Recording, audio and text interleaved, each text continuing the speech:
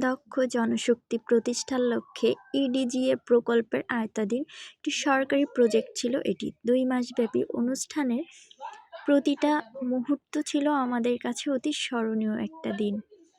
প্রতিটা দিনই স্যাররা এত কোঅপারেটিভভাবে আমাদের গাইডলাইন দিয়েছেন যেটা বলার বাইরে। লাস্টের একটা দিন আমাদের কাছে আরও আকর্ষণীয় এবং মনোমুগ্ধকর করে তুলেছিলেন স্যাররা। নিলয় স্যার, বিশেষ করে তারিক স্যার অনেক অনেক কোঅপারেটিভ ছিলেন আমাদের প্রতি। বেসিক থেকে অ্যাডভান্স লেভেলের প্রতিটি কাজ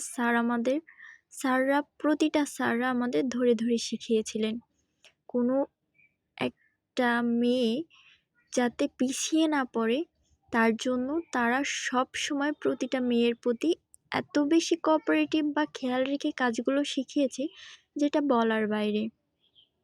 স্যারদের অনেক মিস করি, আমার সহপাঠীরা যারা ছিল তাদেরকেও অনেক মিস করি। আসলে যে সময়টা চলে যায় হয়তো আর কখনো ফিরে পাবো না, তারপরেও কিছু স্মৃতি থেকে যায় মনের গভীরে, যে স্মৃতিগুলো হয়তো চাইলেও আর ফিরে পাবো না, কিন্তু ক্যাপচার করার মতো ডিজিটালাইজেশনের যুগে ছবিগুলো অনেক স্মরণীয় এবং আকর্ষণীয় হয়ে থাকুক আমার কাছে। স্যারদের, বিশেষ করে নিলয় স্যারের কথা না বললেই নয়। মানুষটা অনেক অনেক বেশি কোঅপারেটিভ ছিলেন আমাদের প্রতি।